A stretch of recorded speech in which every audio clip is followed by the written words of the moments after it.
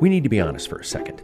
As cyclists, we are idiots. We will spend $3,000 on carbon wheels to save 40 grams. We will buy ceramic bearings to save 2 watts. We will shave our legs to save, dignity.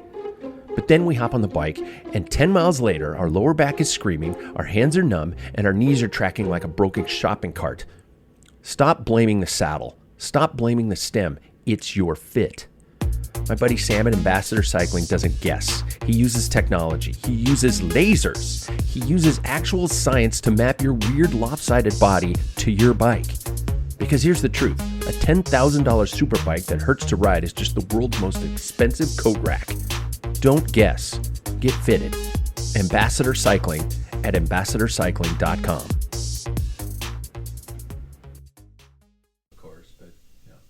I guess that's life, everything's fine unless the car's coming. All right. Hey, there we go. I guess like that was a perfect cue. I should have just rolled into it because that would be the first time we did a show where it was quiet at first. Another cycling podcast. Because it hasn't been that way. Just what the world needed. I got a full beer. Grab your overpriced espresso and let's talk about your FTP. We're the Packfillers, the back of the line. Not here to win, just here for the snark. Now shut up and pedal! Are we the pack fillers or are we the pack filler? You're the English major. I think, because it's a formal name, but I always thought of us as the pack filler, as one group. Mm-hmm. Well, that just ruined everything for me. I think we'll go with that. Yeah. Okay. Like even though the song is different, but all right, here we go. Rhyme time. Pogačar won the Swiss. He's ready for the Tour while Wout is stuck at home right now. His elbow needs a cure. The pros are peaking for July. Their wattage is extreme. I'm tearing down a carport just to build my self-esteem.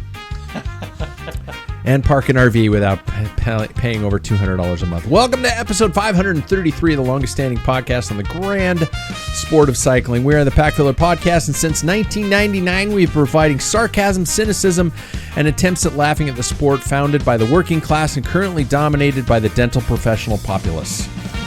You know us. Think of us as a post-ride beer with several friends and one asshole. I am very likely that asshole. We are again down to the OG3 for tonight's episode. Sam is moving about. Oh, good. He is. Well, he's moving from raised throne to raised throne, basically, in his house. That's kind of how it is. We went and visited then the porcelain throne? Probably, yeah. Okay. Oh, God, I don't want to think how that would feel. Oh, yeah. Oh, shit. Literally. Oh, shit. Okay. Our thoughts are with Sam and David, because David is there, obviously, because they work as a pair. So, with Sam in mind, let's get to the Big Barn Prologue question tonight. Fueled by Big Barn Brewing. Snuggled into beautiful Green Bluff, Washington. We were just talking about that in the green room. You guys go to the brewery, take your bike, ride, finish with a beer, and tell them that the Packfiller sent you and receive $1 off your first pint. I know that doesn't sound great, but it is, because you will sip on that and you'll realize you're in paradise and you'll have a beer in your hand. Oh, and then, by the way, have another beer on the deck. Gentlemen, tonight's question, and I'm doing this for him. What is it about Sam Waples that either makes you laugh or makes you want to punch a hole in the drywall? That's our prologue question for tonight. So with that, we're going straight to introduction. So he is soon to be on his way to being a $6 million man, Mr. Paul Main. How are you, man? Steve Austin. You got that reference? Yeah, exactly. Yeah, because it's like, you're just going to piece it together. Yeah. The knee is going to be bionic, and then... Yeah. Hopefully it's a partial. That's going to be the quickest, easiest. Okay. I don't even know what that process is. I just assume, I think of, they say knee rebuild, I assume artificial parts going in someplace, right? Yeah. Okay. And a lot of grinding the bone. Oh, God. Mm-hmm. And when you run, it'll go pop, pop, pop, pop, pop, pop, pop, pop, pop, pop, pop, pop. No, it's supposed to be smooth as glass. Oh, no, I was thinking of the running. Steve Austin sound. And yeah, exactly. Yeah, nobody's getting that except us old people. Yeah. Jackson's like, I'm just going to keep sipping my beer. Paul, first of all, how are you? And second of all, what is it about Sam that either makes you want to laugh or punch drywall? I'm doing fine. Yeah. And I like Sam's predictability. You could almost, anytime you ask him a question, especially if it's dealing with movies, it's always, Top Gun. Top Gun. Yeah, that's a good point. Two, I think consistency is Okay. a good word for him. Oh, wow. He's very consistent. Yeah. This has got a backhanded. No. note I behind mean, it, but we I don't need know. people like Yeah. that. And We do. I will say this: everybody who knows, when I'll say, "Do you know Sam Waples?" They always smile. Yeah, I know Sam. Yeah, he's, and they're like, yeah. It's like they go up an Sure. octave too. Okay. They're talking like this. Yeah, I know Sam. Yeah, that's true. He's got that ability to get people up an octave. Yeah.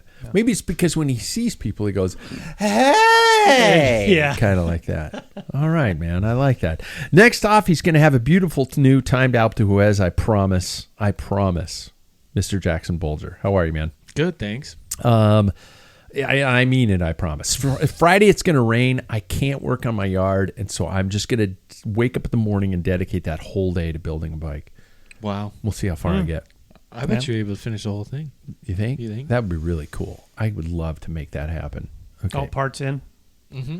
Pretty much, yeah. I think, we might need a couple things, but, I think they're minuscule that we could probably get locally if we need to. So there we go. Jackson, what is it about Sam that makes you either happy or frustrated? I would say top 5 most positive people I've ever met. Yeah. Even when he broke his pelvis, he was still smiling when I walked in his door. Yeah. Oh, I like that. Yeah. He was sitting in the dirt and he was upbeat. When I saw him, when he literally broke his pelvis. Yeah. He was just like, hey, man, how are you? I'm like panicked. But anyway, that's a good one. I like that, Jackson. Yeah. Me, I'm doubling down this summer, not only as a kitchen bitch, but as a yard bitch. I am Pat Bolger, and the thing I love most about Sam is actually, I just said the word twice. He made me comfortable using the word bitch again. He brought bitch back. Sam is MABA. Make America bitches again. And I don't mean it as a horrible term. It's just like I when I first met him, I'd see him at a start line and he'd look at everybody going, you're a bitch, you're a bitch, you're a bitch. I'm going to make you all my bitch. And I was like, I can't believe the guy has that kind of balls to say that. And he's predictable. He does it today. He does. Yeah. He does indeed. Yeah, exactly. Make America bitches again. Gentlemen, how are our cycling lives this week? How are things going? Uh-oh. Pretty good. I mean, quiet between the two white shirts across the bar for me. Yeah. I mean, I decided after our ride that we did over the weekend, I just need to have more of a mellow week. I've had a lot of intense weeks over and over and over again, and so I just need to cool down just for a week and then go back to it. Because I remember when I was during the winter, Trainer Road would always include a week that was a little bit more mellow. Yeah, let the fitness set in. So I'm gonna do that this week. I probably do our TNT on Thursday as for intensity, but that's my most intense thing I'm gonna do. Really? Yeah. You just got. I mean, I get it, because leading up to Bloom and all that kind of stuff is just in focus. Then it unfortunately ended the way it ended, but you still wanted to stay on top of things and going for the Twilight Series and things like that. And now that that's over, I agree. I get you taking the foot off the gas for a little bit. Yeah. Just for the week. But I think I had that mentality after the crash happened that I was like, oh, I need to, keep grinding away, just pushing as hard as I can. But it doesn't really give your body a chance to recover. Yeah. And so I just think letting that happen is going to be really good. Yeah. How often do you guys consciously do that? Back off like that? Or is it just usually that something else gets in your life and you're forced to take a week off? Life is what gets me to back off. Yeah. Because I have my foot on the accelerator. Oh, wait, got to pick up the grandkids. Oh, wait, I got to go feed the dog. I'm kind of the same way. I mean, this back injury has actually made me slow down a little bit and just kind of, reassess and go back into it. And no pun intended, but, there we go. Paul, what's the update? How are things? Have you heard from the doctor? It's been warm, so it hasn't hurt too bad. Yeah. I mean, riding's not painful, and there's one position on the bike when you stand up, it'll hurt, and I just have to kind of slow down a little bit and kind of recover. Today, for some reason, it hurt, and when I woke up, and I think I laid wrong and just pressure on it. So I did not commute for the first time in I don't know how long. Took the car. So, we went out Saturday with Joe. Yeah. Joe's from the West Side. Yep. And an old friend of yours from college. He is. Yes, indeed. Yeah. And it was kind of fun. We didn't really push it too hard then. So because you're complaining about your back. God, I know. We got maybe half an hour, 45 minutes into that ride. Mm-hmm. And all of a sudden, everything I just kind of felt a dull ache. And I'm like, okay, because I'm too scared of re-injuring it and waking up the next day and it's worse. And then all of a sudden I'm 7 to 10 days out again. Mm-hmm. And so I said to you guys, I might have to pull an audible and jump ship here. And by the way, Joe is predominantly my guest on the ride kind of a thing, and I would have hated to just kind of go like, okay, Joe, I'm gonna turn around, see you later, and you guys are like, okay, so I'll leave you with these non-familiar people. Yeah. Mm-hmm. and I didn't want to do that, and you guys were so cool about it that you were like, okay, we'll just stop being at the front of the group and get back and just kind of hang out. And Jackson, you did a lion's share of the work. Yeah. Well, that was when you said, oh, my back hurts. I heard, back hurts. We have a torn meniscus in the group. And then I remember we were going up the climb and he was like, this is like, he kept kind of like saying that it was hard and everything. And I heard that and I was like, all right, I'll just sit at the front for the rest of the ride. It's fine that way. And it was not easy. I mean, Paul, you were saying that it was kind of laid back. The wind was blowing 20 miles an hour out there. Yeah. And then it was, there were some moments that I looked at, and it wasn't just me being, as Sam would say, a little bitch. Mm-hmm. I looked at my numbers and we were pushing some watts out there. You know who to blame. It is Jackson's fault. Yeah. Well, once we turned into the headwind, it's like you started to feel the wind, or you started to feel the speed, and then you don't want the speed to die down. Yeah. Once we turned into not headwind, tailwind. But yeah, that was really what got me going. You keep the effort, headwind, tailwind. Yeah. The speed's 15 miles an hour faster. Yeah, exactly. And then we turned onto the trail. I was like, let's just keep the speed. Yeah. And especially once we got on that trail, I was like, this is hurting my shoulders. I want to get this trail over with as fast as we can. I really wish that. And by the way, that's to describe that for people who don't know. It's this really cool bike path, bike jogging, whatever trail. Yeah.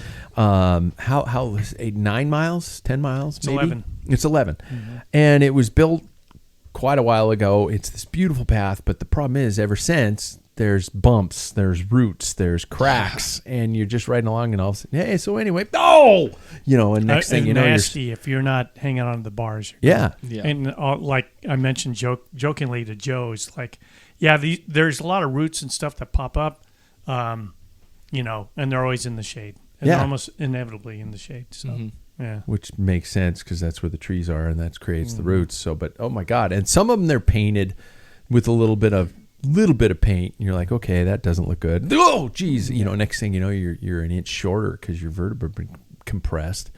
But I love it, but I wish there was magical budgets within the city and parks departments where they could just go and grind that down and It's an old program, and I remember when I was in grade school. It's called Rails to Trails. Yeah, yeah. And that was part of that federal program from the 70s. Yeah.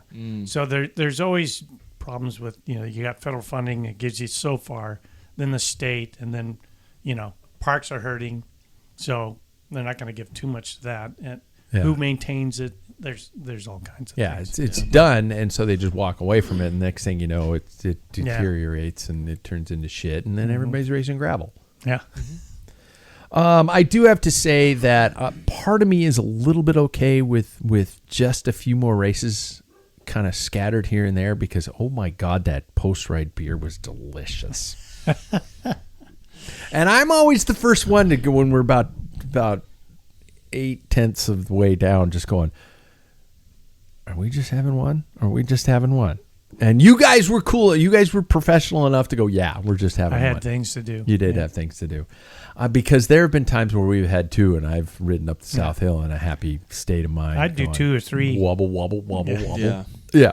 If I had nothing to do. Yeah. Okay. And then Joe had to drive home and all that kind of stuff. So I guess that was pretty cool. I did finally see what this just popped into my head, and it has nothing to do with the ride, but the Yakima design to handle racks with through axles, which is a really cool design. I had never seen something like that up close. I always thought everybody else around was buying these stupid adapters and running it through and clamping the adapter in and then putting the bike on top of that and making all this absolute lunacy. But of course, the folks at Yakima have designed a really cool design where you just kind of crank it down upon the axle itself. You put the axle through the fork obviously without the wheel in it, and just crank it down on that, and it grabs to the axle instead of anything else, and that's a cool design. Although I will say the expensive bumpers are the way to go. Yeah. Especially at our age, you don't have to lift over. Amen. Yeah. Amen. Either that, or I'm thinking of lifting it, putting it on the roof. But Josiah has one of these where you just put the bike on. It's like a roof rack essentially, but you put the bike on, and it's just an expensive bumper, but on the roof. Oh, really? Yeah. Both wheels? Yeah, both wheels. Oh, okay. Yeah, seen those before. We used to judge people back in the day, if they had both wheels on the roof rack. Really? That was a derogatory comment. Yeah. Because they didn't know how to work a quick release or something. Yeah. I can't remember what it was. They made, if Yakima, they made tons of racks. I had all kinds of parts and pieces and stuff. I have milk crates full of shit that I know is not applicable to racks anymore, but because I'm who I am, I keep it. Well, but they used to make race ready. So, like if you look at Campy neutral support back in the day. So there were actual bikes that were on the side that actually the rack dropped down by the back side of like a station wagon. Yeah. And then all you had to do is just one handle clip, pull it off, like basically the same idea as like a work stand. Yeah. Well, it was more like the trailer type. You had something over the wheel and you had something clamping onto the back. Mm-hmm. Took those two off, you gave it to the rider and pushed them off. Yeah. So, yeah. And I used to judge. I remember people with the expensive bumpers. That's what I call them, where the bikes are mounted in the back.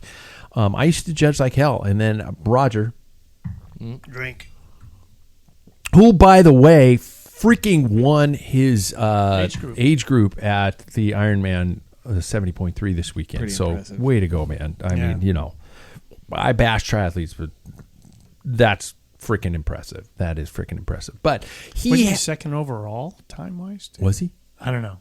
I thought I saw. And he hadn't run in like 7 weeks, which is I was applauding that. I was like, dude, don't run. Yeah.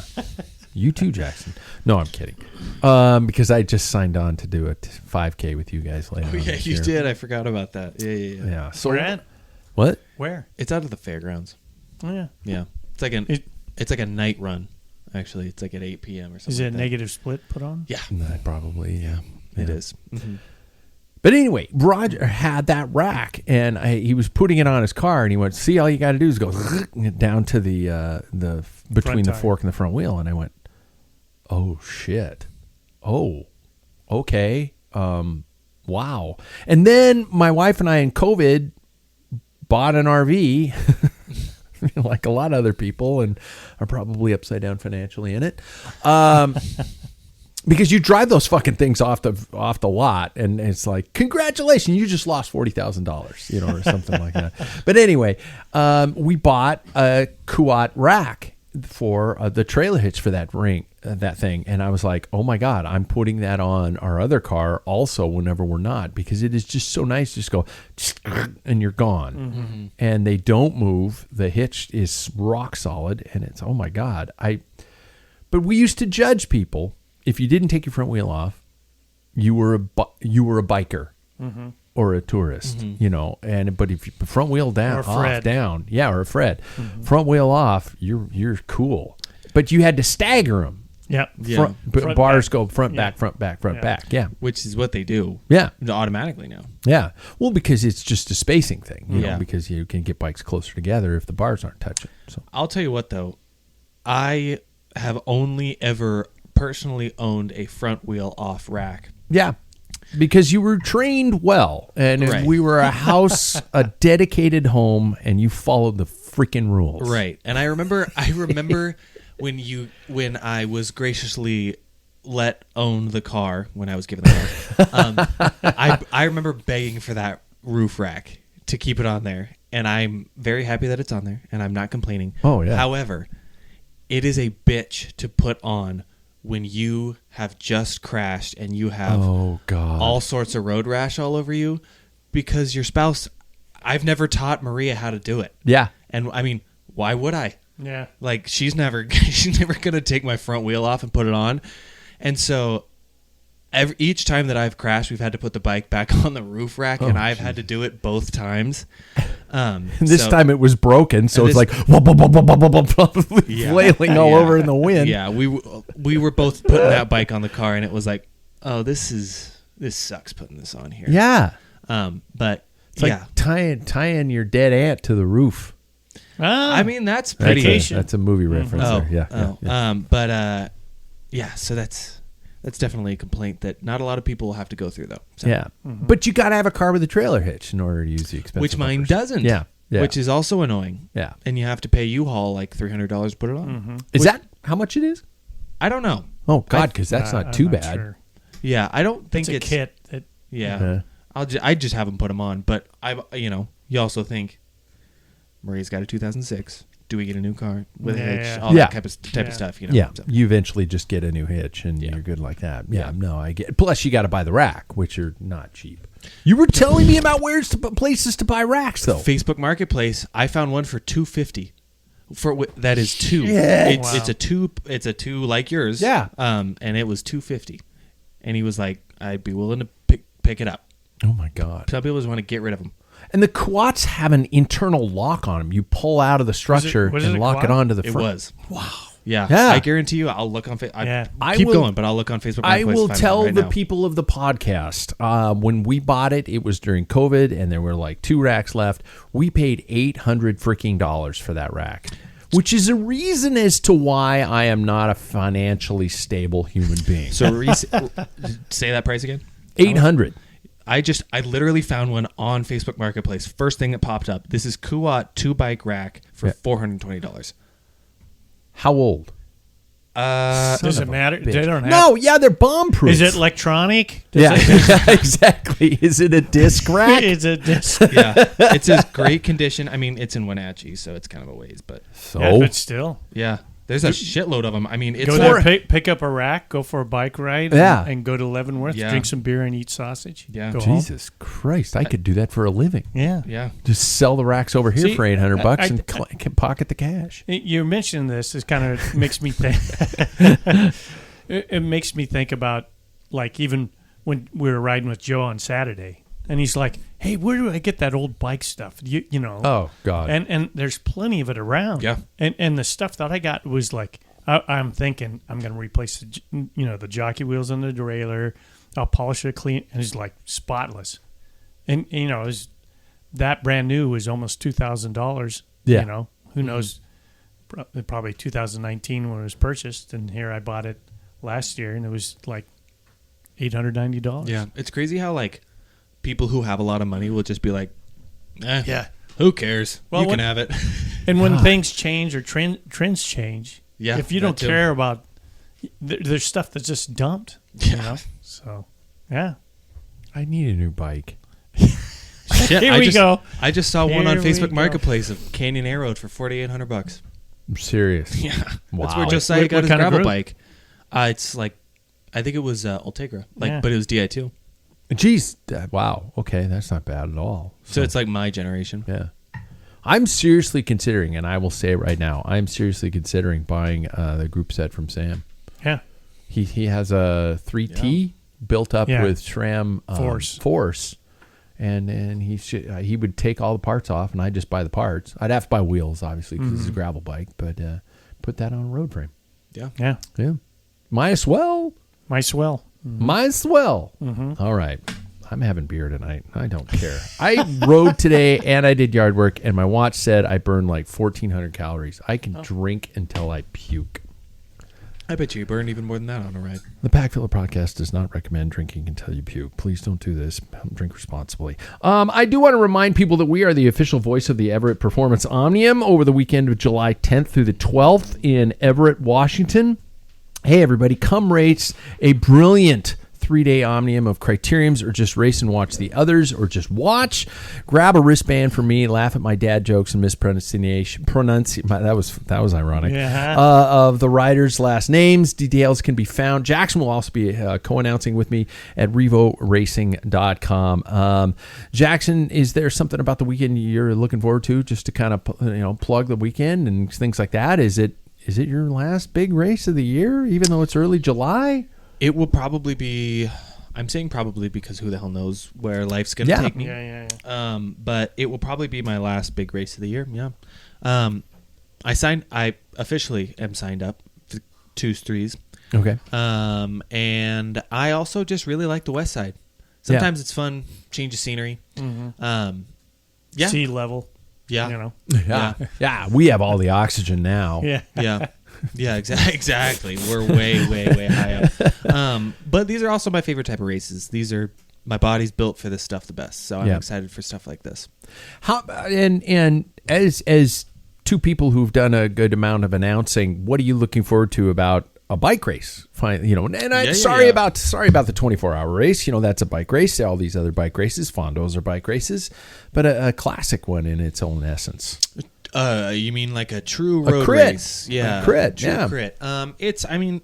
It is my first passion when it comes to this whole cycling thing. This type of racing in particular is what I love the most, and so being able to comment on it is a privilege that I don't get to do. It's something I don't get to do very often. Yeah. Last time I did it was EPO 2 years ago, or not EPO, excuse me. RC3 2 years ago. Yeah. And that was a great time. And this is another opportunity that I'm excited to do. What I kind of enjoy about this type of a race is, number one, it's a crit. Number two, it's a crit with spectators. No offense to our local races here. We're out kind of separated out of town. There are not a whole lot of people just walking around randomly watching a bike race. And so as a announcer, you kind of get into that commentator element of it, where you get to talk about tactics. You get to talk about what's going on in the race and help.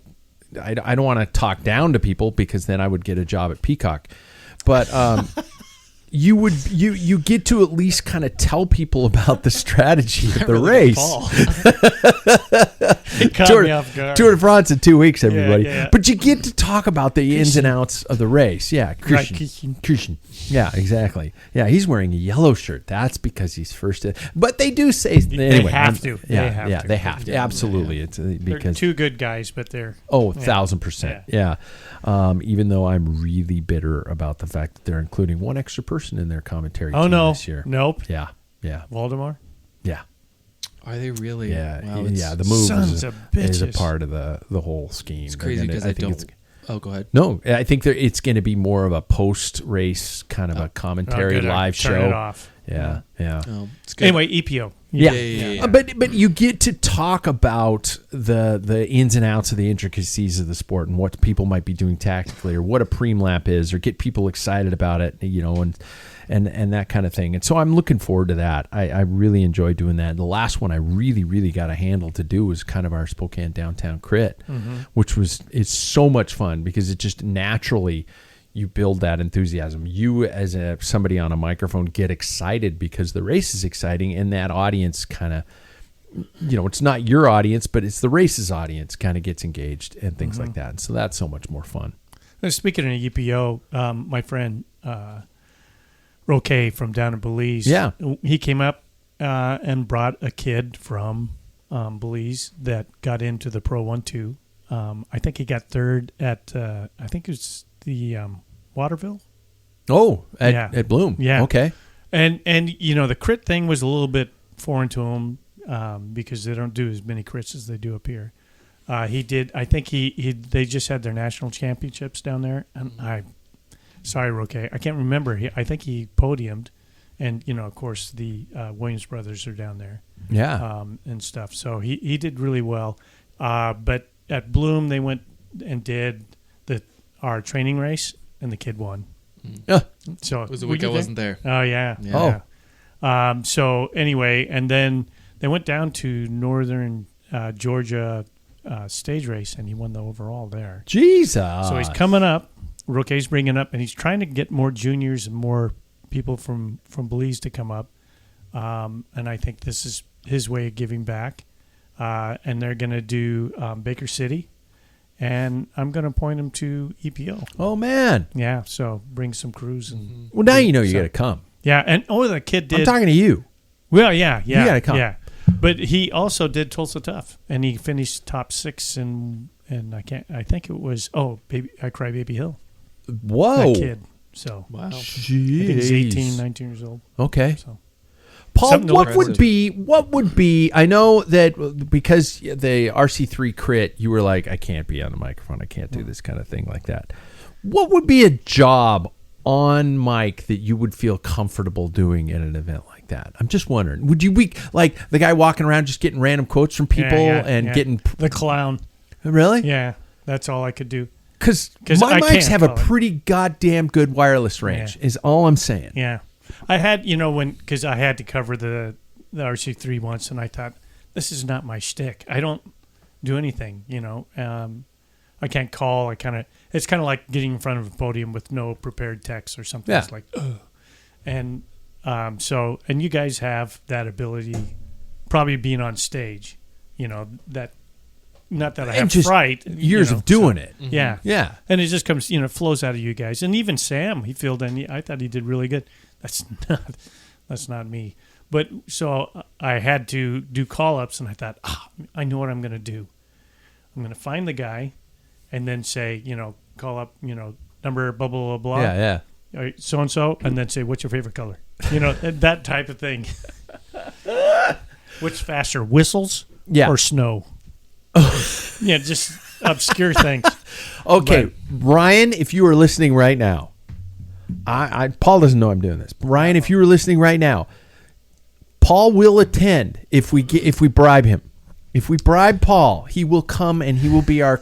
But by the way, it's called a color commentator because you've got a play-by-play and a color. The play-by-play is what we're doing and covering that stuff. The color commentator is the guy who finds the interesting side notes and gets the crowd excited, and maybe goes around with a hat and gets money for a preem and calls out cash preems, stuff like that. So, Ryan, I'm just saying you could have a threefer. Well, I would like to race it, but it all depends when the surgery is going to happen. Oh, yeah. And even if the surgery, if I crash and the surgery's like 2 weeks, I can't have any kind of infection. It's going to delay it. Oh, shit. Yeah. And that's really rolling the dice. Yeah. But I haven't had my consult yet, so we'll see. Yeah, we'll see. There we go. Okay. All right. So you're telling me there's a chance. There is a chance. Telling me there's a Like chance. a snowball. Yeah, exactly. Look for, by the way, our new Packfiller trailer at the tent at the event. By the way, I bought a trailer and I have Did you? realized I am an old fart. Yeah, you just passed it in the driveway. I You walked right by it. I step over so many obstacles in your driveway. It's just another object. This is very true. I can't. I'm just kidding. That's why I laugh so I did loudly. see that. Yeah, I did see and that. it's gonna have. I got some pretty big ass 3x3, 3 foot by 3 foot logos I'm gonna put on the side of it, so it'll be all dialed in. And come find us, and I will have obviously some wristbands to give everybody, and some stickers, things like that to give everybody.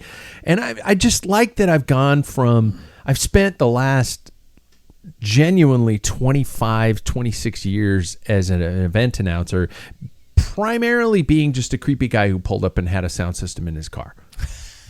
Because I've been loading. Too bad it wasn't a white van. Yeah. I've been loading shit in and out of that car for over almost 3 decades. Think about this. You don't have to smell gasoline anymore. Exactly. Because there was one event in particular where the gas can broke. Oh, no.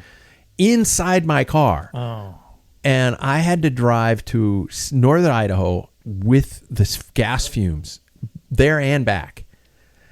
Oh my God. By the way, they do have a hallucinating effect. Yes. They fuck you up. And I was messed up. And that was terrible. I will never forget that. So now Now I can put my gas can somewhere else. Exactly. And of course, this is, by the way, the sign of adulthood and kind of a screwy adulthood when you're excited about buying a cargo trailer. You're becoming your dad. I don't know if it's even that, because I got to this venue. I announced this last weekend, and the guys who were there, the promoter and some of the people organizing the race and the people in charge of the resort that I was announcing at, were like, "Nice trailer." Nice. And I feel like we're standing around looking at my trailer. He's going, "You back that into a garage and just not unload it, can't you?" And I'm like, "Yeah." And he's like, "That's perfect size, man. Nice. How's it track? Does it sway?" I'm like, "No, it doesn't sway. It's good." I just drew a picture of a bunch of guys holding a can of Buckhorn. Yeah, beer. it is. Yeah, It is King of the Hill. Yeah. We're all just That's standing pretty good. there looking at my Wow. trailer. I like the way you backed that up. Yeah. Oh, I'm shit at backing it up because it's smaller, and so it jackknives all over the Yeah. place. But anyway, it has nothing to do with cycling. But look for the trailer. Come comment. You can make fun of the fact that the sticker's a little blurry because I bought them online, and they zoom in my logo, and I'm going to be anal retentive about it, but they'll work for now. So, I promise, by the way, if you and this is, I do have to plug this. If your event needs some smart assery, and I promise no profanity, be sure and check out the Really? website. Yeah, I don't swear on the mic at events. I have don't know never if I sworn can on a mic. fucking do that. There it is. Fucking kidding. I'm not kidding. And I have never sworn on a mic in an event. We can generate a bid for you. Check out our website and our event production page. It is all at packfiller.com. So let's get into news, shall we? Let's get into news. Oh, we're going with the old news tonight. News is brought to us by actually nobody, because I've got our sponsors divvied up to other people. So if you want to sponsor the news, sponsor the news. Panda Watch, Tour de Suisse. Anybody watch it? Mm-hmm. Pay close attention to it? Yep. Because I think it is it's a preview of coming attractions. Mm-hmm. I don't want to be depressing, but the 89th version of the Tour de Suisse concluded Sunday with a historic performance by one only, Tadej Pogačar, making his debut appearance at the race. He secured the overall GC by a massive 6 minutes and 32 seconds over Richard Carapaz's largest winning margin of the Tour de Suisse in 67 years. 6-7. Jeez Louise. I'm really tired and I've had a beer. He just a 70K solo raid on stage one. He followed up with a narrow victory over Mathieu van der Poel on the time trial. If you guys saw that time trial, time trial was like a pinball match in those final corners. Actually, just kind of scary to watch. So just absolutely crushed it. And I'm going to get to the point of what we're going to talk about. Obviously, what's happening in 2 weeks, but he just won a compressed 5-day compressed Tour de Suisse, because usually that's a legit kind of a I think tour it's warm-up. 7-8 stages typically. Yeah. 6.5 minutes. He stated afterwards that his internal numbers indicate he is significantly stronger than he was last year. Knowing he won the Tour by over 4 minutes last year, are we looking at an untouchable entity heading to the Grand Depart in Barcelona on July 4th? It's really hard to look anywhere else. Yeah. I mean, you always want to think this is going to be a close horse race, but then he opens up like a 6-minute gap on the first hilly day, or shit, even the first kind of technical day. This has potential for a blowout, especially with Jonas coming off of a Grand Tour. You just wonder how it's going to go. And a lot of the domestiques coming off the Grand Tour, Jumbo Visma or Visma-Lease bike announced their tour squad today, and they did. A lot of them raced the Giro. Yeah, which that's where I'm interested to see how that works with 3 weeks under almost all of their belts. I don't think it's going to be really close, but I think there will be moments. Mm-hmm. I think Visma-Lease bike's going to have to use some strategy, and I think Wout's little incident is probably threw a wrench in it, but they probably went back to the chalkboard. I mean, that's what they get paid for. It will take team tactics to whittle that guy down. And they, of course, for ammo for UAE, They bring in Del Toro. You know, their squad's just like, oh yeah, bring it on type thing. So Yeah. Unfortunately, Paul Sextus may not be there. Oh, Is he hurting pretty bad right now? Yeah, they said it's weak, but they have not. Decathlon has not put out their starting roster because they said they're kind of waiting to see how he is. But yeah. I did a little research today, trying to find out. Yes, Visma-Lease bike has released their roster, but everybody else is just a massive. It's just 4 names. Some teams have like 9 names, even though it's an 8-man squad, and so it's just all over the place. So you can't really figure out what's going on. And you guys mentioned, with Wout van Aert, he's officially been ruled out. Infected elbow wound. He sustained that injury while in a training crash before the Tour of Auvergne-Rhône-Alpes. Please rename it back to what it was. Despite managing to win a bunch sprint on stage 5, he went in for observation and antibiotic treatment, including and the team management concluded that it ain't going to happen. Just an elbow injury, Well, did you? First of all, Yep. What bike was he on when he sustained that crash? Time trial bike. God We damn, I hate only those banned him. Yeah, and but if you look at when he raises his arm when he wins, he's got a bandage. You can see the massive swelling on his arm. Take a look at that picture. Oh, geez. He was infected, and so they're worried is sepsis. Then he really gone downhill. But yeah, it looked like for a week old man that was infected. Oh That was shit. nasty. Oh So, shit. Good move on their part. Yeah. Yeah. Yeah, you invest. Oh, we'll just cut the arm off. Yeah, you know, exactly. and You'll be yeah, fine. okay. Yeah, Put on an on and do an elbow replacement. that's right. A new elbow. And speaking of kind of sketchy and scary and injury laden, the women at the Tour de Suisse concluded with Marlon Russer from Movistar capturing her 3rd consecutive overall victory. Significant confidence boost ahead of the Tour de France Femmes. She overcame the navigation error. Did you guys see that where 2 riders kept going straight? She and Kashi Niewedoma kept going straight and took a wrong turn. And even though there's a guy standing there with a flag or something like that, but they recovered and they obviously caught up. And she took the jersey from my rider, Elisa Longoborghini. But there was, one of the biggest things involved in that race were some substantial protocols that were kind of messed up in terms that led to Urska Zegart hospitalized with a fractured jaw.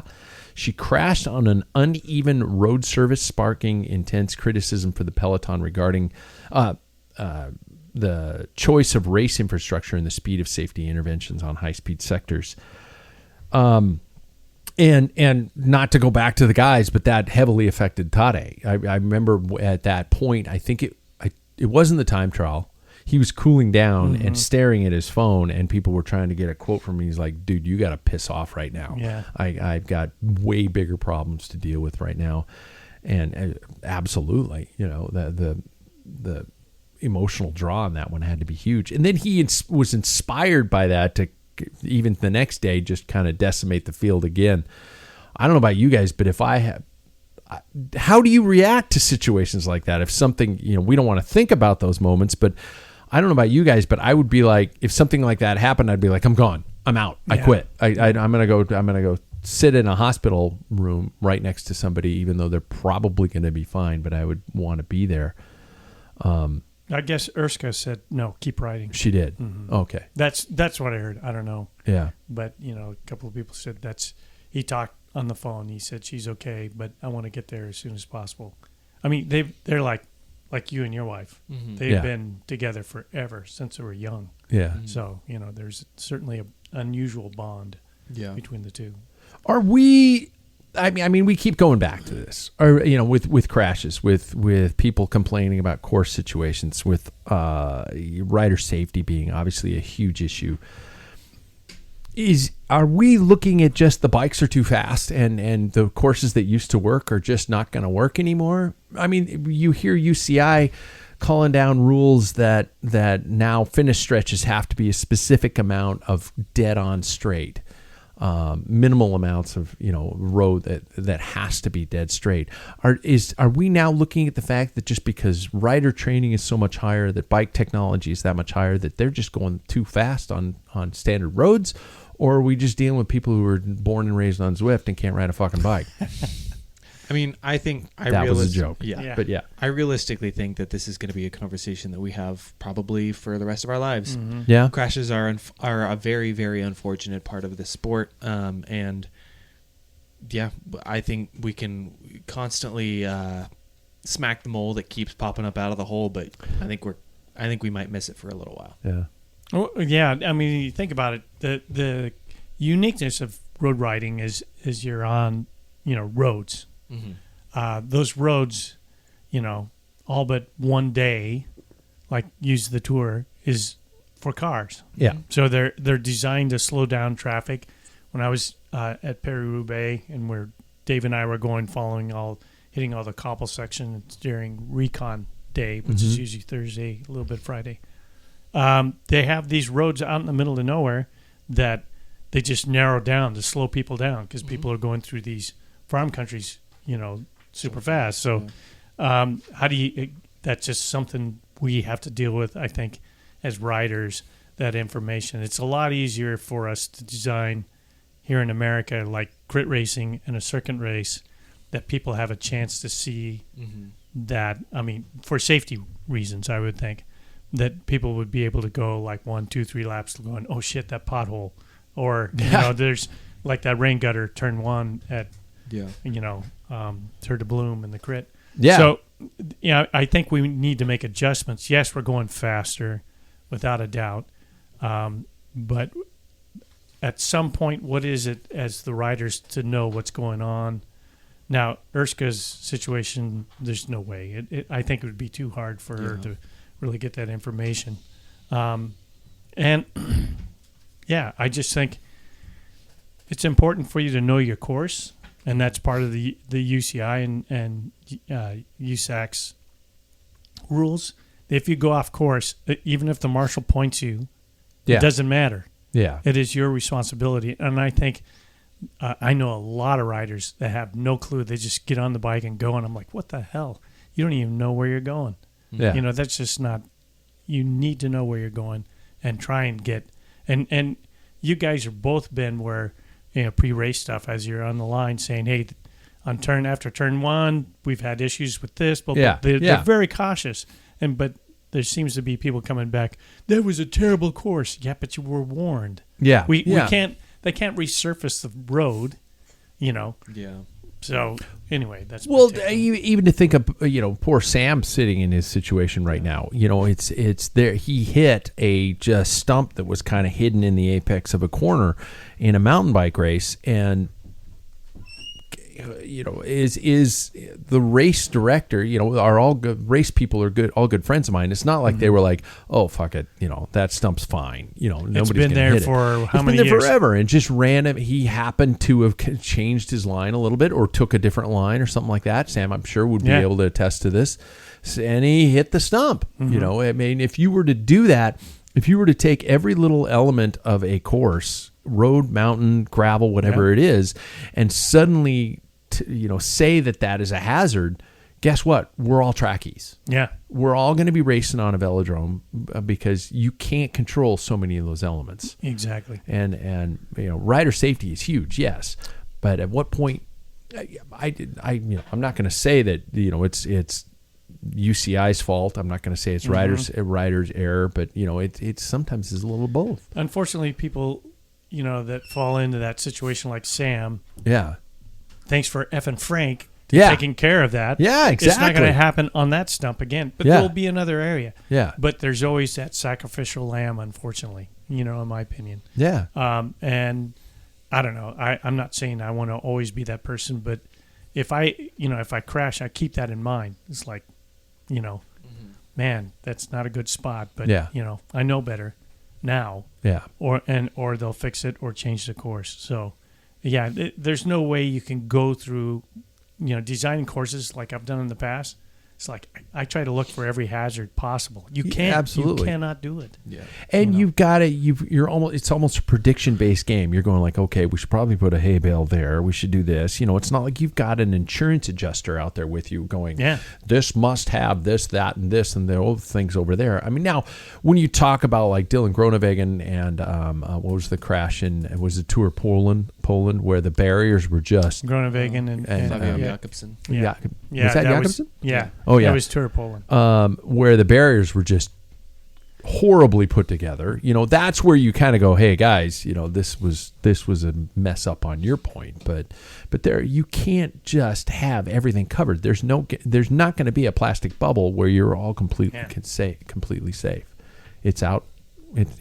Like I said, when you were peeing, by the way, you pee so fast. We're jealous. If we took away all the problems, we'd be track racing. Yeah.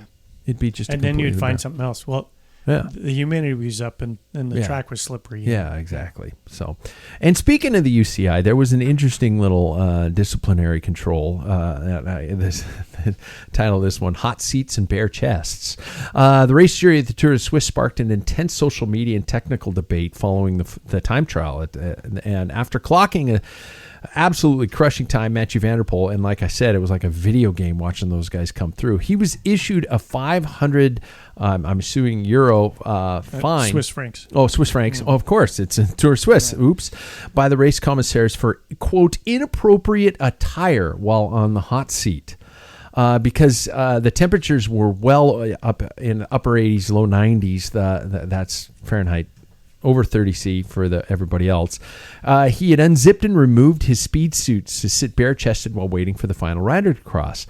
The financial penalty has reignited discussions regarding good old UCI's, their aesthetic regulations versus rider comfort during extreme summer weather conditions. So I guess, why are these the battles? I mean, I guess, are Mathieu van der Poel's nipples that distracting that we're gonna be offended by it, or I don't know. I don't know. It brings me back to the when Del Toro's skin suit broke. Yeah, and he couldn't zip it back up, and he got in trouble for that too. I don't know. It's just stupid little stuff like that just doesn't make sense. Yeah, there's got to be some leniency. I don't know if they had fans there or anything to kind of cool it off, but it's covered, right? Yeah, and then Switzerland is not like Spokane, 95 degrees. Yeah. It's humid. Yeah. So you're dealing with that. But I know they're trying to keep the image like neat and tidy as opposed to people doing things. And, but I heard a rumor that he's going to pay for his fine. He's going to start an OnlyFans. And I'm just kidding. He's just like, he's figured out. I can make money at this. He's just going to sit on a webcam, drink out of a plastic water bottle, and look at a monitor. Bare chest. Yeah, exactly. Well, that's how I feel. It's like, to me, I was raised in a different generation in a very large family house with one bathroom. So there's very often I'd have to go to the bathroom. My sisters are in the tub. We just didn't look at each other. I mean, modesty was gone.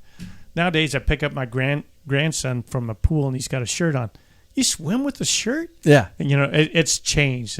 But nevertheless, I kind of digress. But I don't know. I don't want things to go crazy, but sometimes you have to say, hey, let's look at the situation. The guy was frying in a stinking...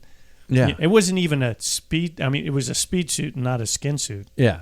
So that's why he was able to peel it down. Mm-hmm. And so, but it's like, who wants to sit there? Or at some point in time, walk up to him and say, Mathieu, we need you to put on a shirt. Mm-hmm. Could you do that for us? Or offer him something. Yeah. See, I was thinking about it as like, why doesn't the team go up and like offer him like a tank top? Yeah. Something like that. Like a Cool Max shirt that breathes, And nobody was like, hey, let's give him this. Yeah. Nobody thought that? No. I feel like that's a little weird too. And that the UCIF commissary at no point in time said, we can't have that image on TV. Can we do something about it? Yeah. No, it's just like, fine. Yeah. That's the issue I have. Not the rules, if you make the rules and you need to enforce them. But I hate when they allow it to happen. And then at the end of the race, they slam things. They slam the fine. Instead of going, you need to make a correction here. Yeah. Put a shirt on, or you can't put your phone number to pick up some chick. On your chest. Your OnlyFans address. Yeah. But, exactly. that type of stuff. And how many times this yellow card thing, and, they don't even seem to utilize that. Why didn't you get a yellow card? Yeah. That's a great point. It also reminds me, too, of in teaching, you don't watch a kid do something wrong and then go, hey, parent, by the way, your kid was doing this thing wrong. I didn't correct him during it, but you need to correct him. Yeah. It's that's only going to make the kid mad at you. Yeah. For doing that, and that's only going to make the rider mad at the governing body because you didn't say anything to warn them before it happened. Just going up and being like, "Hey," like you said, I don't need to beat a dead horse here, but just giving a proper warning before doing it would probably make people a lot less mad at them. Yeah, exactly. There are so many battles to pick and so many hills to die on, and that was one of them. I was like, I was looking at Mathieu Van Der Poel. I was like, oh damn, the guy's lean. I didn't even think about it. He's got a really I smooth watched the chest, whole though. thing. I want to know, what he uses to shave because I don't shave he my might chest. be like me. Maybe He just doesn't have hair. anything. Yeah. I mean, he's looking like a baby boy out there. It creeps me out. Huh. Yeah, He's Dutch, so Yeah. that probably does it. Dutch people Yeah. don't have chest hair. Seriously. Dutch and blonde. Oh, Yeah. that's true. Okay. I'm Swedish and blonde. Oh, yeah. There you go. No hair. I'm Irish and Gorilla. You can tell which way the wind's blowing if I have my shirt off. That's just from looking You're at me kinda from like behind. Monster Inc. When the Monsters Inc. You remember the monster and he's out in the wind. Yeah. I thought that's you. It is. And I hate walking around with my shirt off. You will never see me very long with my shirt off. I will walk around. Maybe I am uncomfortable in my living room with my shirt off. Huh. Your son's seen me with my shirt off, but I drew the line. I saw myself in the mirror this year. It's like, nope, never again in public. You see the situation. I want to know what was the situation It's a here? speed hill. Yeah. It was 80-some degrees, and there's beautiful sun out, and I was grabbing some vitamin D. Which, I'm feeding the guys. It wasn't the image of having your shirt off that shocked me. That shocked me. That wasn't it at all. I wasn't like, oh God, put it away or anything. You got like man that. tits. No, I was not like that. It was just coming around the corner and being like, who am I looking for? Who am I looking for? Oh, that's pretty easy to find. Yeah. And it was Paul with his shirt off, handing out bottles. It was a hot day. Oh, I remember this in the now. 70s and stuff like that. Yeah. It's 70s. We did it all the time. It wasn't bad. It was just it wasn't my no. It wasn't bad. It was just not the image I expected coming around the corner. Yeah. That was it. Okay. There you go. I don't do it. I was working out in my backyard today. Had a shirt on. No, couldn't do that. Well, I had a shirt and a back brace on. So, I mean, there's a You picture. got it, because There's else an you get image for you. chafing. Well, dude, I'm so scared of hurting myself again. So, I will not walk around with a shirt off. Are you a shirt off guy, Jackson? I ran with a shirt off yesterday. You did? Yeah. Well, Runners can. Yeah. I mean, Don't like cyclists with shirts. No. No jerseys. no, that's Bad. just weird. Yeah. You're selling drugs if you do that. But as a runner, you're not moving as quickly as when you're on a bike. Yeah. So your cooling is much worse, especially when you have a shirt on or anything like that. So it's just, especially in this weather, almost necessary. You guys have no idea how wonderfully you led me into the next segment. Oh, good. Yeah. With all the UCI crackdown going on that earlier story, I thought it'd be kind of fun to not only state our thoughts on the fashion do's and don'ts out there, but also have some fun with the keyboard warriors who have been coming out en masse, who will be taking the following part of the show completely out of context and rage typing for the next several weeks in a row as we play the new segment called the Cycling Fashion Tribunal. We're going to have some fun with cycling fashion. Sponsored by Thomas Hammer Coffee, by the way. Keep your style sharp and your coffee black. Tonight we are going I'm going to take a look at the top 15 cycling fashion crimes of 2026. And I've compiled this extended docket. Jackson represents obviously the youth, the high performance youth edition. Paul represents the timeless aesthetic, an area where people wore wool rolled steel and didn't look like extras in a low budget sci-fi movie. So we're going to run through it I'm going to give you these situations where people do these things. It's going to infuriate everybody online who thinks, just ride, man. Ride what you got. Wear what you got. It's cool. Just go out and ride, man. You know what? Those of us who've been at it for a while can make fun of you though, a little bit. It's okay to have your balls busted, people. Stop going to your keyboards and rage texting because somebody hurt your little fucking feelings. So we're going to decide if it is a legitimate law or do we blow it off. Okay? And you can explain why. So first and foremost, the podium helmet. Standing on the race podium in your kit while still wearing your helmet. Personally, it feels to me like you're expecting some sort of a ceiling collapse or something along those lines. I have never understood why people don't just unclip, take off the helmet, and stand at the podium. I've also had a problem with people in TV interviews with their sunglasses still on. I understand that they're sponsors, but put them on top of your head and we need to see your eyes. But that this upsets me. Gentlemen, how are you guys on the podium helmet? I'm not big on the podium helmet personally. Yeah, I prefer to take it off, but I've also, we have made it such a thing over the years that, I mean, even this last Thursday when I took my podium pictures, it was, like, oh, gotta take it off. I was saying that to David. I was running around. That's my boy. Yeah. So, yeah, I'm not big on it personally. Okay. So you say it should stick, or should we blow it off and other people do it? Should we help other people is what I'm saying. No. It's all of this. Without mansplaining, Nope. Should you help somebody say, hey, dude, take your helmet off? Nope. No? All of this stuff, Shit. I would say almost 99% of this stuff is all what you need to do for yourself if you care that much. Because the second, could you imagine somebody comes up to you, you're taking a podium picture and you're above them first of all, and they go, hey, take your helmet off. That looks dorky. I'm saying, fuck you, man.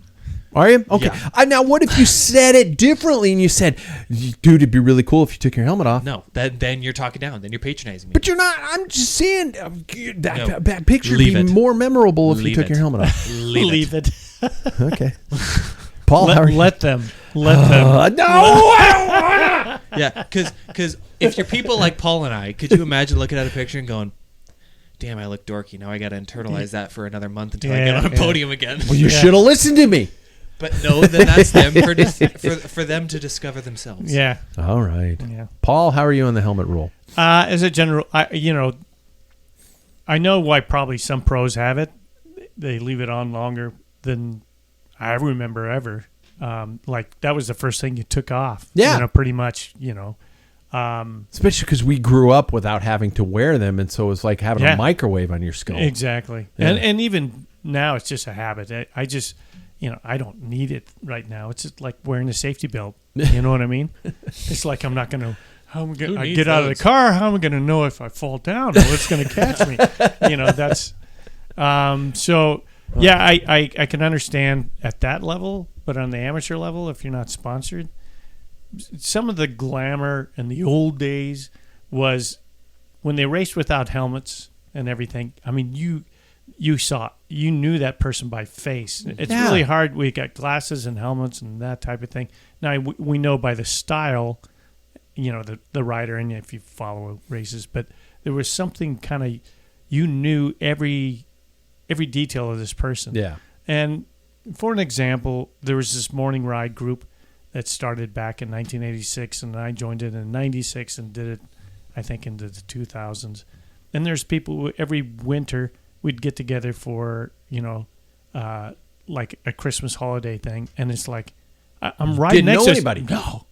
Yeah. And so that kind of brings the humanity back to me, is if you're on the podium, people who say, oh, that's that guy. That's the guy that won, instead of glasses, helmet, who the hell is he? Steve on our own team came up to me at the 24-hour. I had no freaking clue who he was. Yeah.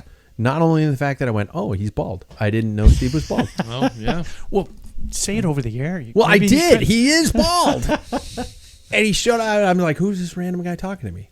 And because he just, there's no outwardly defining characteristic above that. So if I walk up to somebody after a race and I'm not wearing my kit, they're going like, you're an annoying asshole. You must be Pat. Steve's not that kind of guy. He's just kind of cool about that. So anyway, okay. There you go. This one's I'm taking this from my old friends at the Visma-Lease. Under the strap glasses, wearing your eyeglasses under the strap, and under the helmet straps instead of over. It is a roadie law, and some say it's a safety hazard in a crash. I don't know if I understand that one. I mean, only if your helmet's flying off. Yeah, and it's not supposed to. You take your glasses with it or something like that. No, I think what they're saying is, if you crash, one like Roger, Yeah. the cuts on his face is from his glasses. Oh yeah. So usually they kind of fall off. Oh, they'd fall off, Yeah, but the helmet yeah. strap would keep them closer to your face. Then they're stuck in there, and they got this plastic and everything digging into your skin. See, because I'm assuming, but I think that's why you do it on the outside. Whether it's a fashion thing, I don't even pay attention if they do. You don't wear glasses, so this doesn't affect you. But I got into this discussion with CP one time Yeah. because he's inside the straps. Oh, Jesus. Oh, see, mine fell off when I crashed. Yeah, that's Were they outside the straps? Yeah. Yes. That's a boy. Mine just ejected. Mm-hmm. But I don't feel like it's that big of a safety concern. Anybody judge somebody when they have their glasses inside the straps? Nah. No, Just a little bit? no, because okay. I when I see it, I go, oh well, that's all right. yeah. Okay. It's not that big. Okay, so you do. It crosses your mind. So I'm not the only one with these evil thoughts going, you fucked up there, dude. No, No, I don't go that far. No, yeah. I just to yourself? No. I'm not going to lie to you.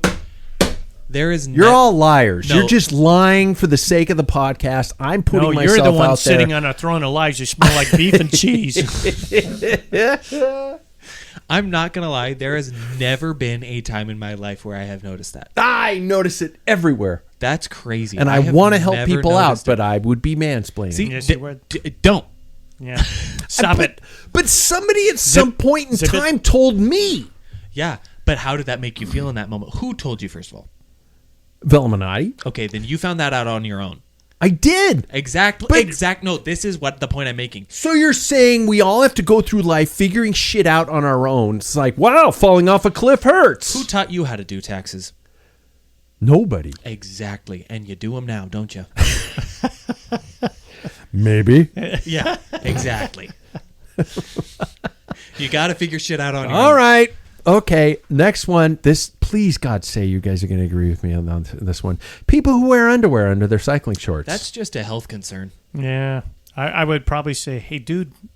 I mean, so now you guys are telling people. If I see him like kind of moving around, it's like My VVDs yeah, are rubbing me it's like, raw. oh, I got a wedgie. You shouldn't. Yeah. There's a reason for that. Yeah. And Okay. That I will say though, you do it once. Oh, jeez. that's all you, it takes. you chafe, and you'll be like, okay, maybe I don't. Yeah. And I'm sorry, but social media is a thing. You can figure it out. Yeah. Gino was the first person to tell me not to wear underwear under my cycling shorts. Yeah. And that sounds creepy, but he did. And So I didn't. it's very obvious with riding shorts that somebody's wearing Yeah. underwear. Yeah. Because they're screaming Now, in pain. back in my asshole days, Yeah.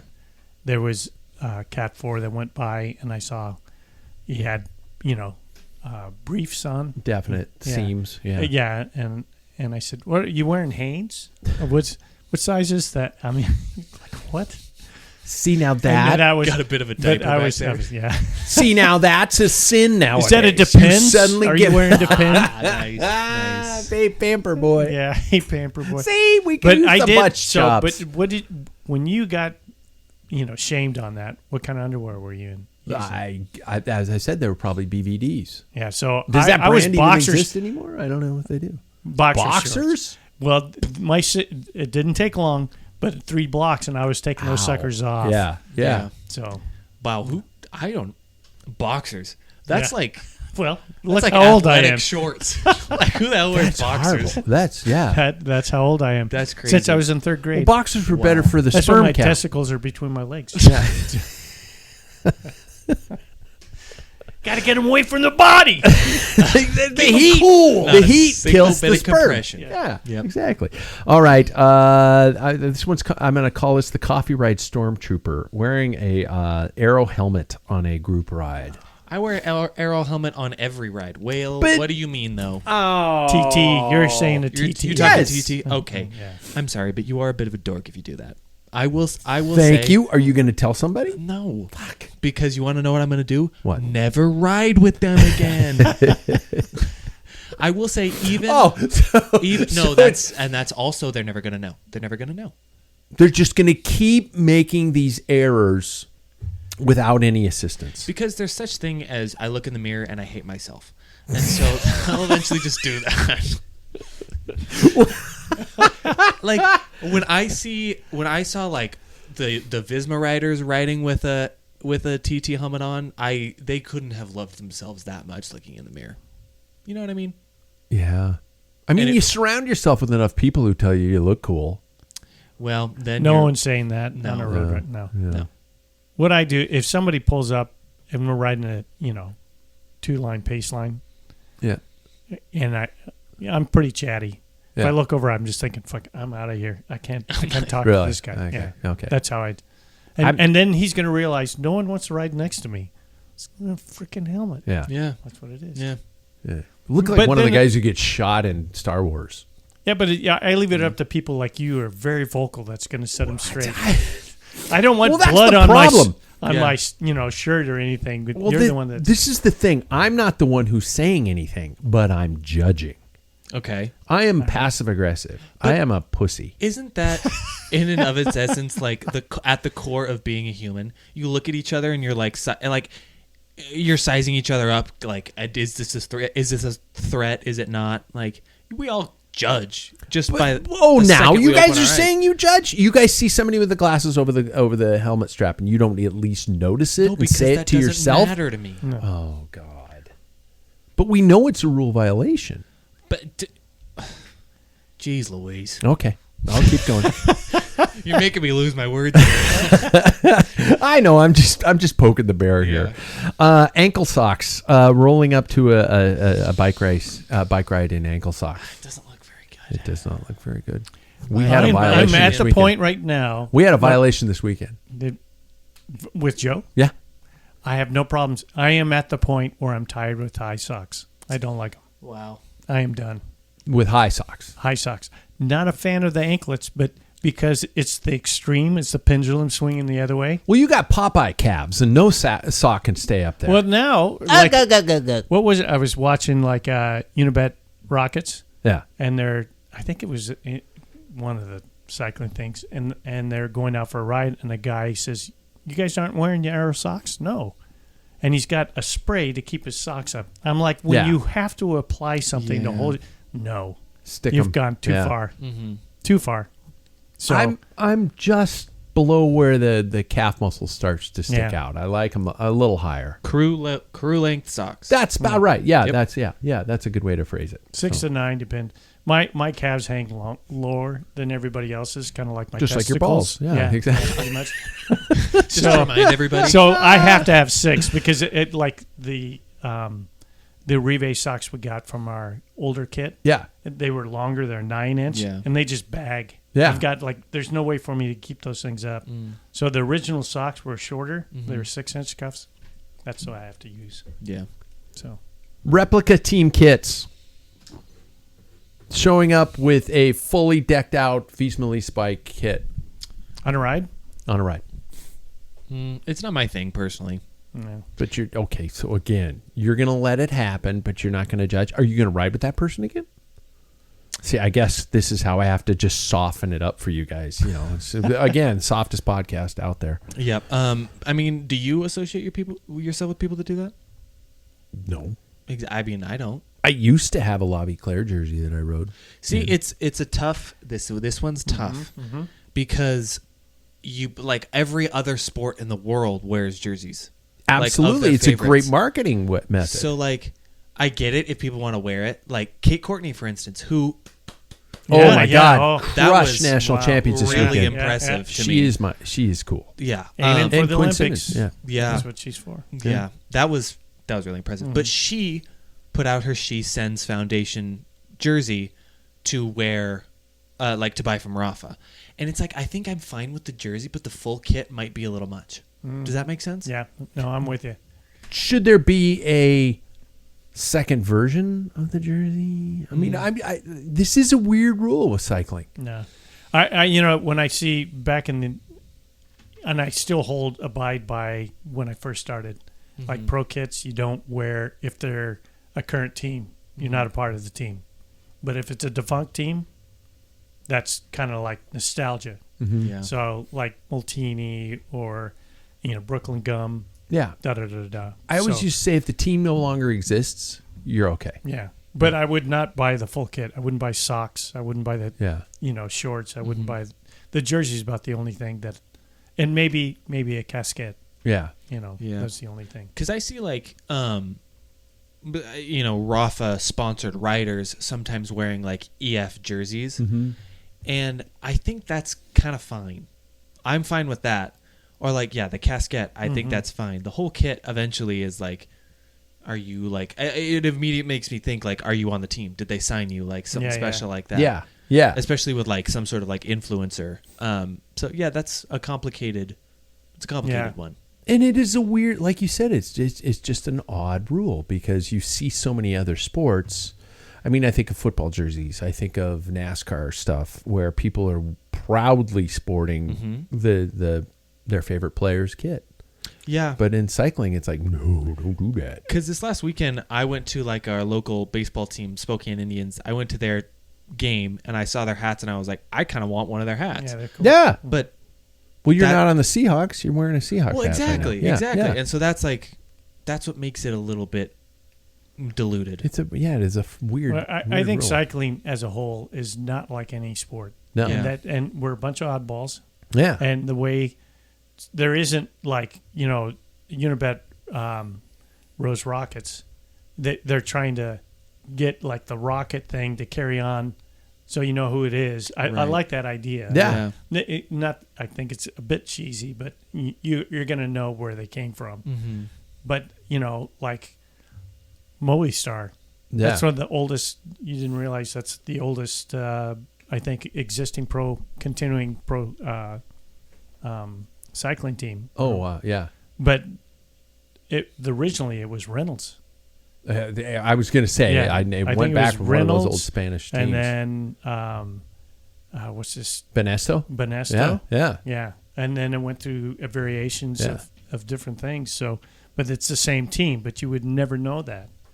And that history is, it's huge. And we're just skipping over it. But I embrace that. I think that's what makes this, as goofy as it is, that's fine. It's like indie music. You know what I mean? No, I get it. Yeah. Yeah. I knew them when they were unsigned. Yeah.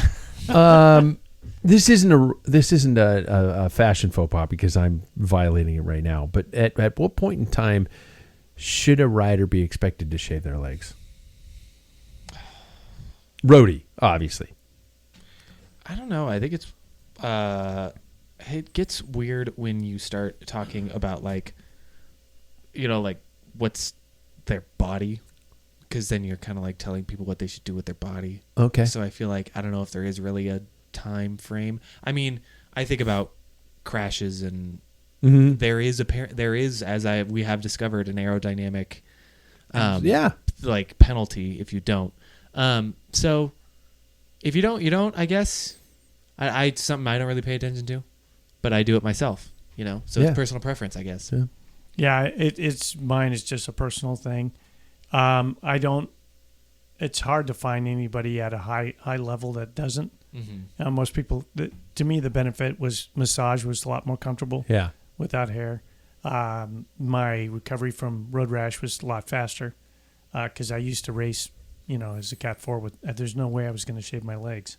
And I got in a bad crash and, scabs are dangling off the leg hair. Oh, and, God. it's Like ripping out the hair. Yeah. But, I mean, there is some advantages. I never did it for aerodynamics. It's just like, by the time my second year, I was getting, 2 times a week massage and was a lot more comfortable. So, if somebody doesn't do it, if you see somebody in a Cat 2 race, it's almost a rebellious thing. Yeah.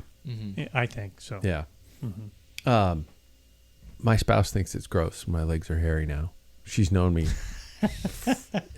she's always known me with smooth legs. And so it's just like, ew, you're slacking there. Something I let go in the winter. Is it? What's the point? Yeah, mine's so sparse anyway. See, if I do, and we just shave it and keep it as dishwashing pads. You might as well. Cuts the grease off. I've got a story. When I met my wife, she thought it was weird. Yeah. Because when we laid down, Oh yeah. my leg hit hers, and she's like, "Whoa, Yeah. that is weird." And then she was used to it, and it was You 2 can years claim later your on. side of the bed back if you've got Yes, a little you can. stubble. You can just go. Well, this is just freshly cheese shaved. grater. Yeah. Even, Oh, okay. That naked leg to naked leg. Yeah. She's probably has an experience before. Yes, I'm sure she had a history before me. Sure, I know that. Yeah. We all had our experimental Yeah. days.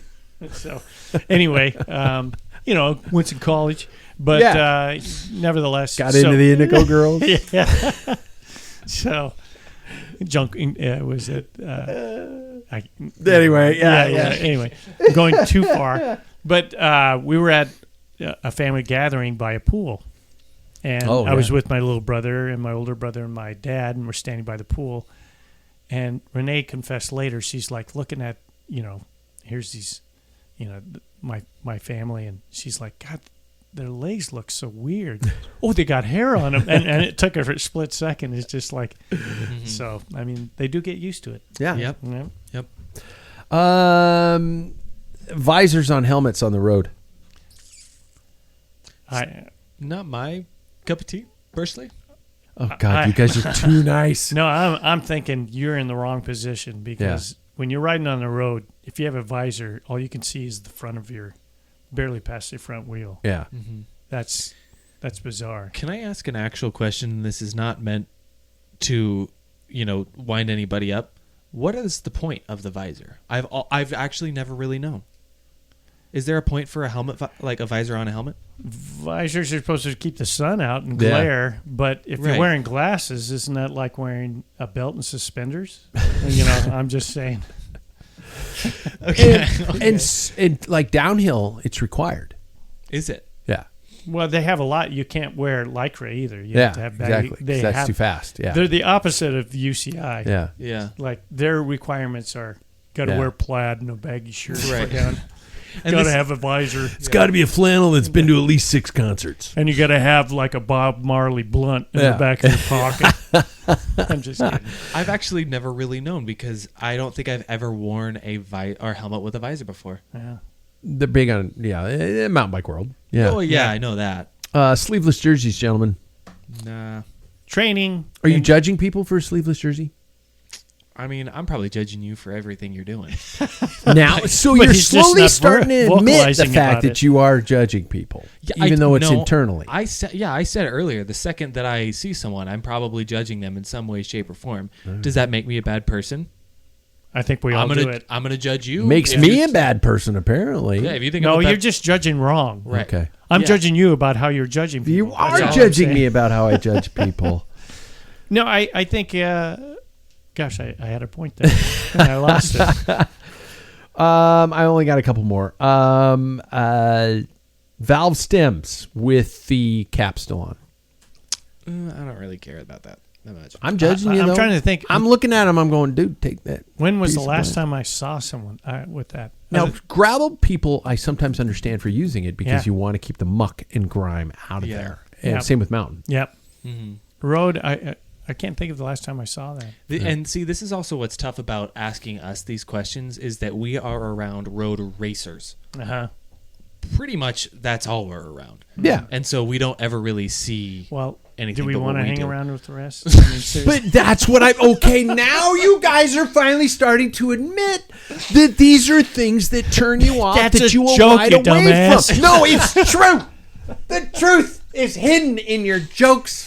No, I think you associate yourself with the level of the sport that you choose, right? Yeah. Is anybody like So you're saying they're below you? No. They're just dumbass. weird. Yeah. They're not below. Oh, the keyboard warriors. I just Evan smell. Frank's probably just yeah, really freaking no. out. I'm just Yeah. thinking about like, does anybody who was just getting into cycling going like, can't wait to hang out with the guy in the skin suit? Yeah. No. Oh, he's got shaved legs? That's cool. Yeah, That's I want to awesome. go Wow. 45 miles an hour down a hill. Why isn't Yeah. he not wearing a visor? Yeah. Huh. Yeah. No, Yeah. they're like, I just want to go out and have a good time. Exactly. This won't be this part of it, and the whole preamble to this entire segment will not be a part of the clips that are posted online. Oh, thank God. That's why everybody's going to get so pissed off, I know. because I'm everything that's going to be selected is going to be like, we're roadies who are Dickheads. judging you. Yeah. Yeah, exactly, and that's what I love, because our algorithm's going to fly through that move. Third eye mirrors. I Let's say I'm not you are a at fan. a fondo and you come alongside somebody absolutely. with a third eye mirror. Are you giving them a wide berth? Are you waving, knowing that they can see you wave with some sort of a background? down. I mean, I will say, I personally think about the technology that is out there today. Every time I go out for a group ride, I am recording everything that is behind me, and Oh I have my a God. radar that is Rear behind me. radars are awesome. No, I I don't agree. know if I necessarily need the third eye.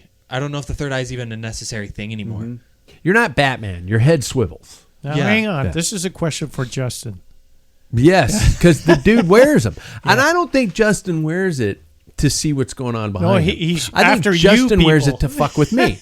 Exactly. Hence, he And- sometimes rides with his bib straps over the his top of jersey. his jersey. Right. Yeah. Yeah. You know, it's all like going back to driving. Who uses their mirrors anyways?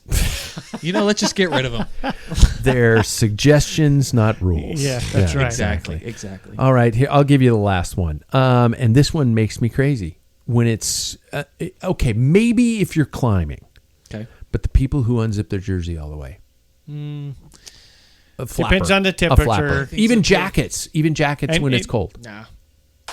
I'm fine with it. Yeah, Oh. I don't care if it's going up a hill, but if we're on the downhill or flat afterwards, Yeah, it's time to take Time care zip of that. up. Yeah. or take the jacket Yeah. off. Well, So you're judging. so I have No, I think that's just silliness. Yeah, I've ridden a good majority of one of our group rides, of a couple of our group rides with a vest, and I've unzipped the vest. But because we're riding, I don't want to stop like completely and just take the vest off. Then we have to get back going. I'm just like, okay, the vest's staying open. So should there be a window of allotment where you're allowed to keep it flapping for 8 minutes? I mean, that is weird. If we're gonna be like, timer starts now, idiot. Wait, there should be. Yeah, like that's a little weird. All right, I've been watching. Yeah, you know what? You gotta pull over, Pull over, pull right that now. vest off. Yeah, It's really making a difference on my ride. You know, I hate how it looks. Well, I understand. I'm not a fan of it. But just- if it's just a jersey and bare chest, now Yeah. we're getting into Oh. like Matthew Vanderpool thing. Yeah. We have to start judging the chest? Is I it don't need to clean? yeah. Are nipples showing? Oh my Does God! he have a you climber's shave chain? your that kinda- shave your neckline. A climber's chain. Yeah. well, I also There's a think lot of things. Your there. nipples are pierced. Yeah. Wow! Oh, How I the also hell does think- that is feel? that a That teddy hurt bear? Like hair. What is that? yeah, what's exactly. going on there? I also think about though Toe how chain? uncomfortable that would be. Yeah. Like having an open jersey. Like I got shit in my pockets. I'm gonna have like Flap, flap, it flap. right over Yeah, here. Exactly. Like, just like hanging around like Yeah. a full colostomy bag. I don't need that. No.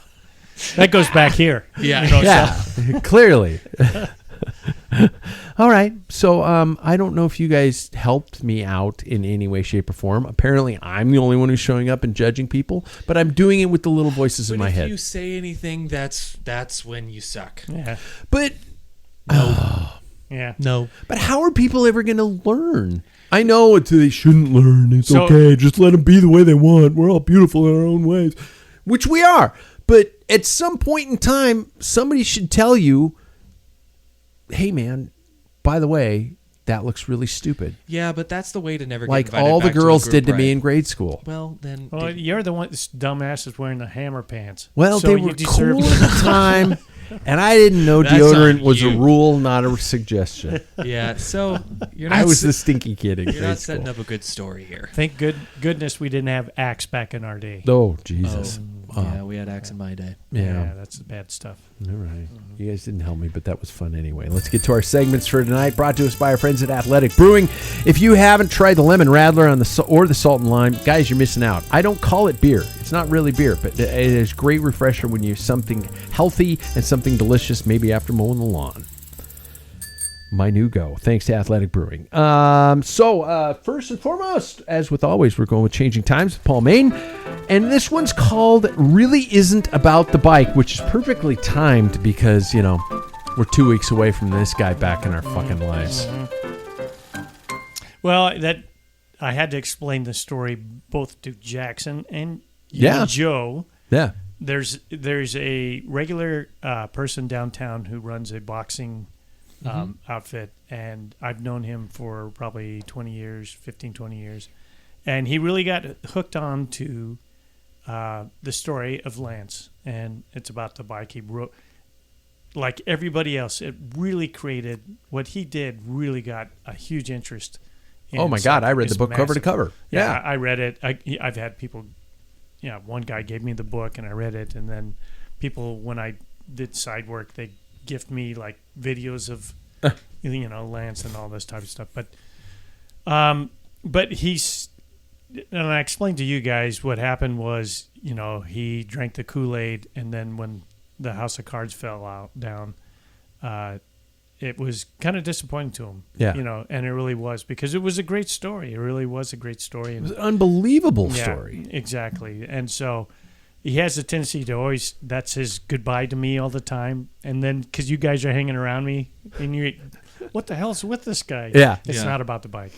And it really isn't about the bike. And I was thinking about individuals, like Tadej in his situation. Why is he not boring?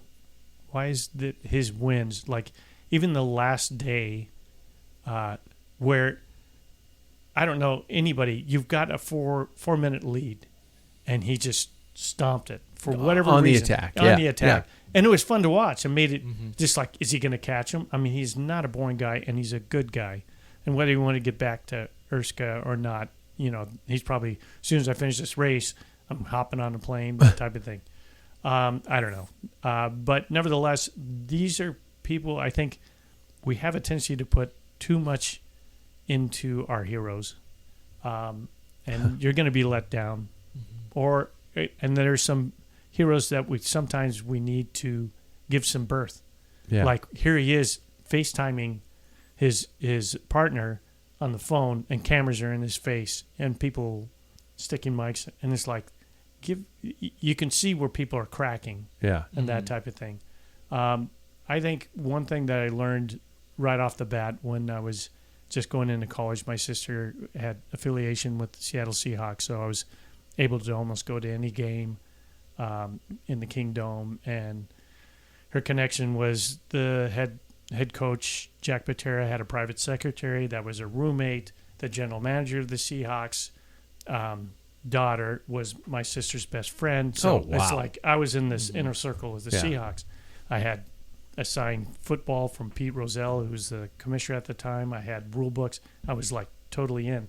Well, once you start meeting these players, you realize they are people. Yeah. There's some flawed ones. Everybody has flaws. And then everybody has their strengths too.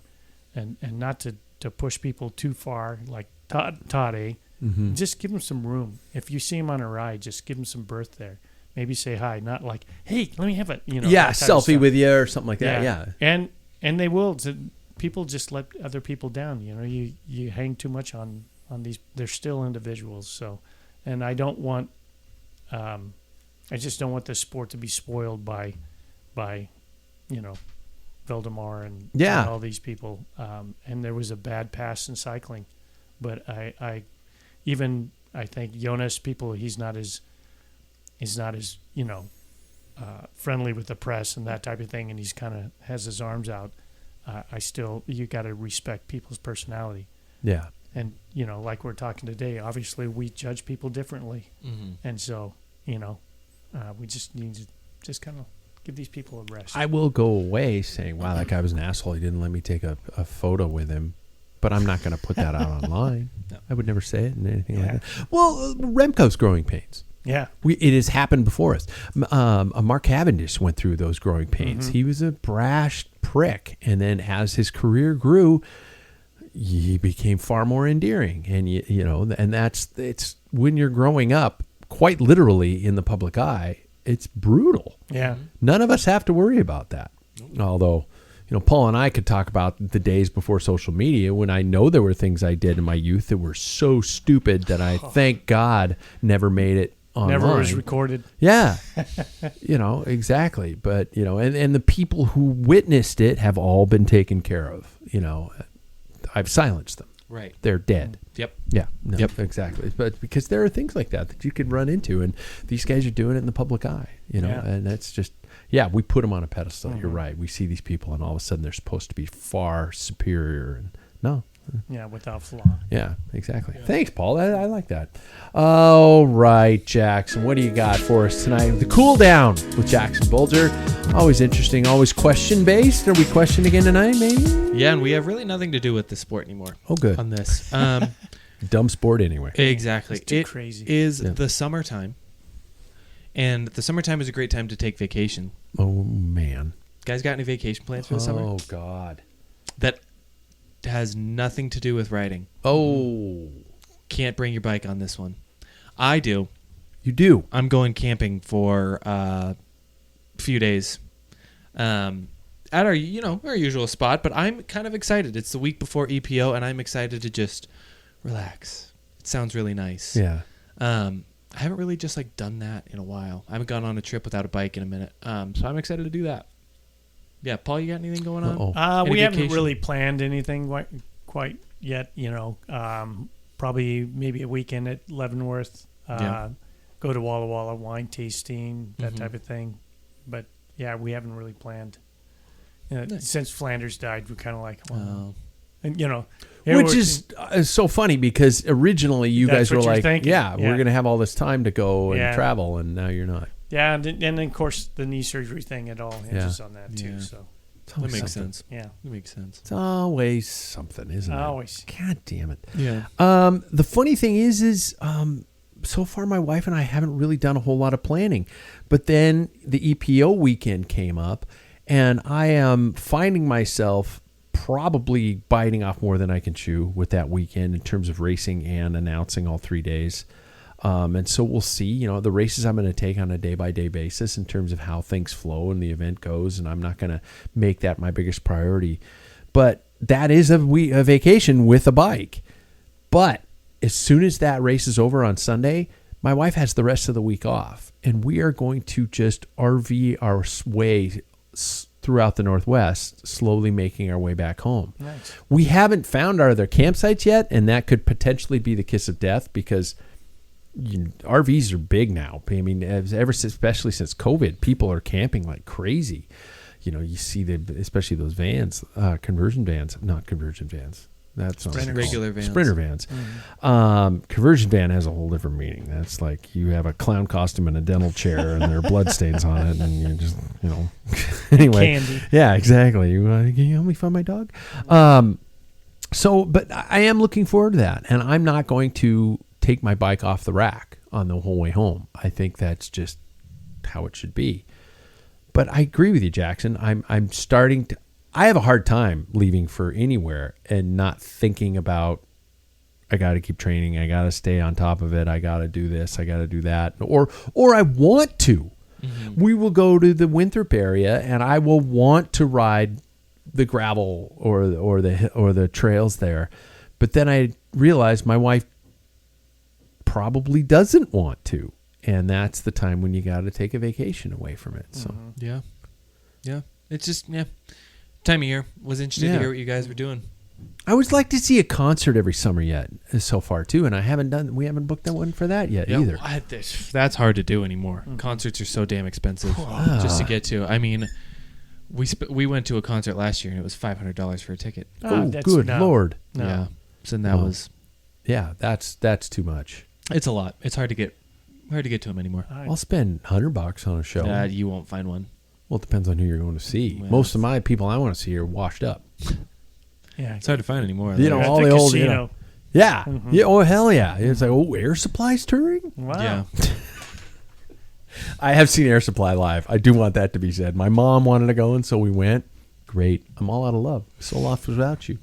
I know you were right, believing for so long. That brings us, of course, to the end of this episode. Be sure and, by the way, like and subscribe to the podcast as well as our YouTube channel. By the way, we are on all of them, Instagram, Facebook, and we are streaming live on Facebook every week now, right? We're trying. The does it feed get a little has sketch? a tough time with Facebook. Well, maybe we'll just stick to YouTube then, if Maybe. that's easier. So we'll make that call. But this episode will be, and we're even on the TikToks. Wow. Yeah, where all the young kids are. Not streaming, but our rage bait clips will be on nice, TikTok, so nice, people yeah. can yell at us. There you go. And by the way, when we're yelling, you're yelling directly at me. And you know how fragile I am. It had me a little, I'm not going to lie. Well, Yeah. no, the thing is, he gets all the shit mail. Yeah. So we can just kind of just do whatever we want. Shove it in my direction. Yeah. Yeah, exactly. I get the notifications and I go, not today. Yeah. Oh, really? I get nothing. I will say some of them I do just flat out delete some of the Yeah. comments. Like one guy today actually was like, "This was stupid" or something like that. I'm just going, why did you type that?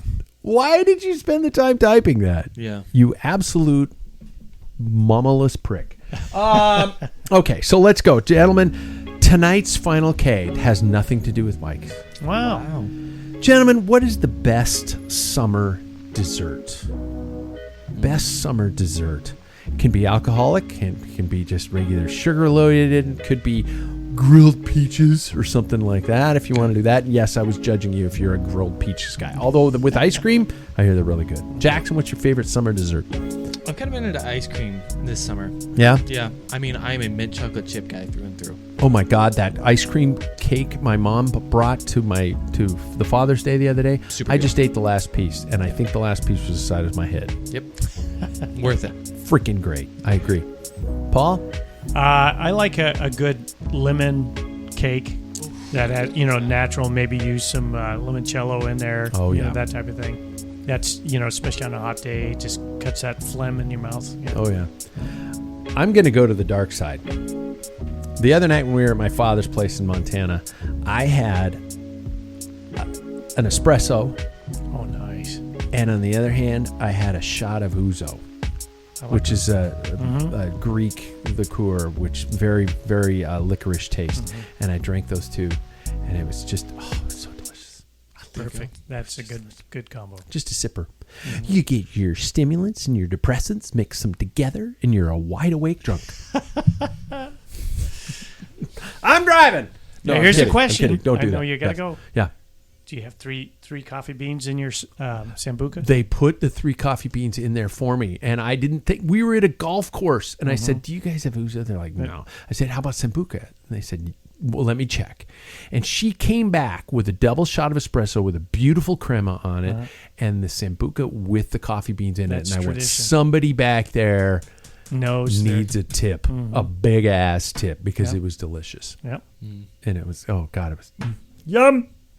And if you put an ice cube in it, it just looks all cloudy and it ruins it. So Yeah. you got to drink it neat. It's called lion's milk when I do that. Is that what they did? Well, that's what the Turks do with their version of that. Yeah, well, God bless the Turks. Yeah. Gentlemen, thank you guys so much. And by the way, you guys, if I get people asking about Sam and his recovery, go to the Ambassador Cycling website, ambassadorcycling.com. You can send Sam your well wishes, or if you send it to me, I will forward them all to Sam. Sam, heal quick. We need you, buddy. Yeah. You guys, thanks so much. Thank you. Yeah. We will talk to you next week.